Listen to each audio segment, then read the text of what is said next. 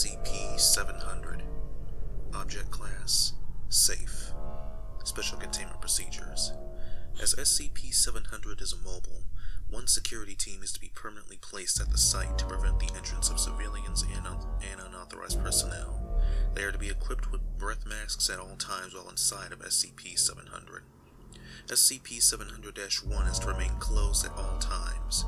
Its hatch may only be opened if all personnel present inside SCP-700 are wearing full-body, non-organic biohazard suits and breath masks, and only for the purpose of running necessary tests.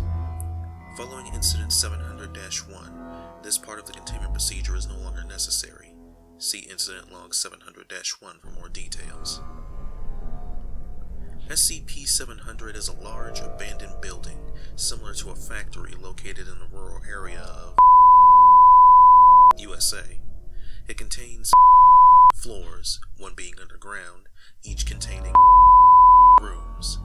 Many of these rooms are built in a way that does not appear to serve any specific purpose, containing, for example, redundant machinery, sewage pipes that are not connected to any kind of disposal unit, and numerous power cords extended across the room in a manner similar to sash cords.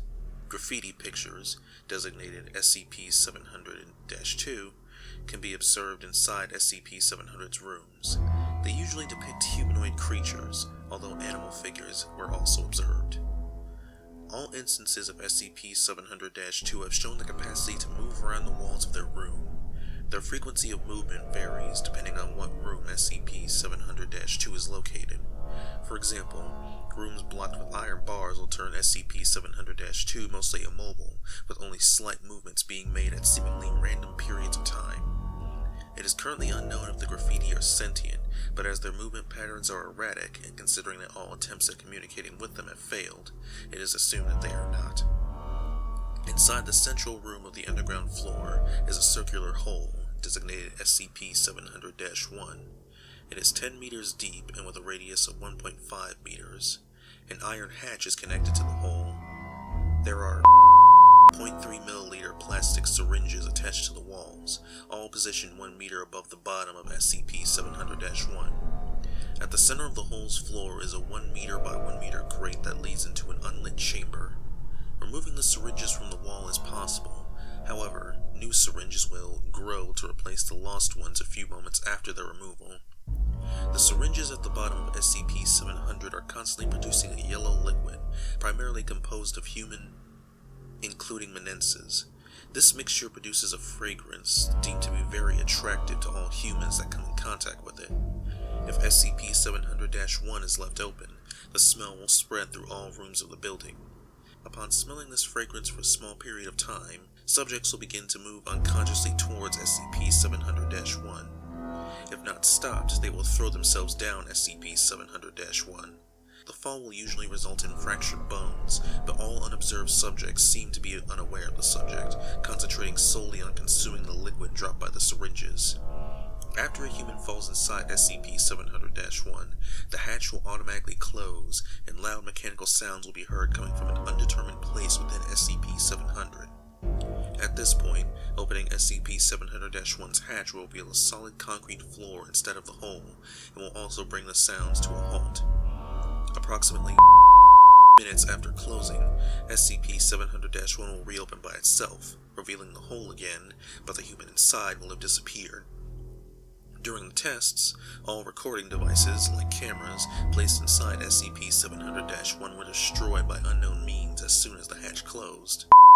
Hours after the disappearance of the subject, a new instance of SCP-700-2 will be found in one of SCP-700's rooms. SCP-700 came to the attention of the Foundation after various reports of a man called Mr. started selling living art painted on concrete blocks. When confronted by Foundation personnel, Mr. attempted to flee and injured one agent before killing himself when it became clear that he could not escape. The coordinates for the location of the building were found at his house on. The Foundation was able to find and destroy of the blocks that Mr. sold. The owners of the blocks are given Class B amnesiacs. Addendum 700-1. Staff working inside SCP-700 have reported sightings of a featureless humanoid figure silently walking inside SCP-700 SCP-700's rooms immediately after a human vanishes inside SCP-700-1. This entity, designated SCP-700-3, disappears when researchers try to make physical contact with it, and it does not respond when communication is attempted. Thus far, SCP-700-3 has proved to be harmless. Any changes in SCP-700-3's behavior are to be reported immediately. Addendum 700-2. Recently, researchers and D-Class personnel have observed pictures of SCP-700-2 claim to have momentarily seen the graffiti in some of them moving. Further tests have confirmed that SCP-700-2 depicted in photographs will appear to move only to subjects with a previous history of. What causes this phenomenon is currently unknown. Incident Log 700-1. On Dr. brought 4 D-Class personnel to SCP-700 with the intention of discovering the nature of the chamber below SCP-700-1. To achieve this, D-9462 was provided with a crowbar and was instructed to remove the grate located at the bottom of SCP-700-1. When D-9462 struck SCP-700-1's grate with the crowbar, a loud shriek could be heard coming from all rooms of the building. SCP-700-1's hatch immediately closed after the shriek ceased.